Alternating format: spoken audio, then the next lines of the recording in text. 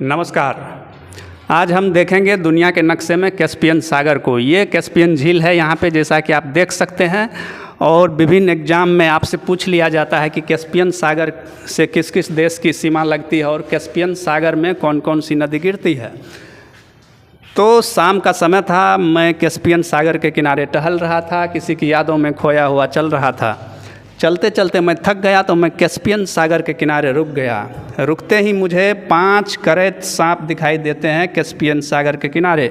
कितने करैत दिखाई देते हैं? 5 करैत। ठीक, मुझे देखते ही करैत ने फन फैला के मेरा स्वागत किया, बोला अल हबीबी सर, कैस्पियन सागर में आपका स्वागत है। तो मैंने सबसे छोटे वाले करैत से पूछा कि तुम यहाँ क्या कर रहे हो?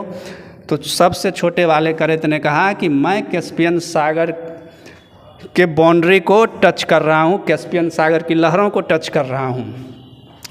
फिर मैंने बोला कि करैत, तुम करैत क्यों हो? तो उन्होंने बोला कि हम लोग सर 5 देश हैं जो कैस्पियन सागर के किनारे को टच कर रहे हैं, यानी हम 5 देश हैं जिसकी सीमा कैस्पियन सागर से लगती है।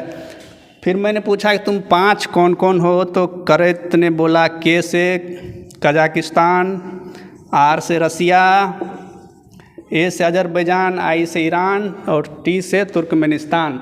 तो ये 5 देश की सीमा लगती है कहाँ से? कैस्पियन सागर से।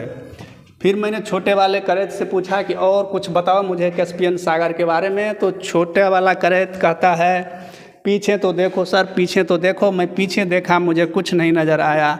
लेकिन छोटा वाला करैत बोल पड़ा कि सर पीछे तो देखो, बोलगा कुत्ता के साथ कैस्पियन में कूद गई। मैंने पूछा बोलगा कौन? बोलगा कौन? कुत्ता।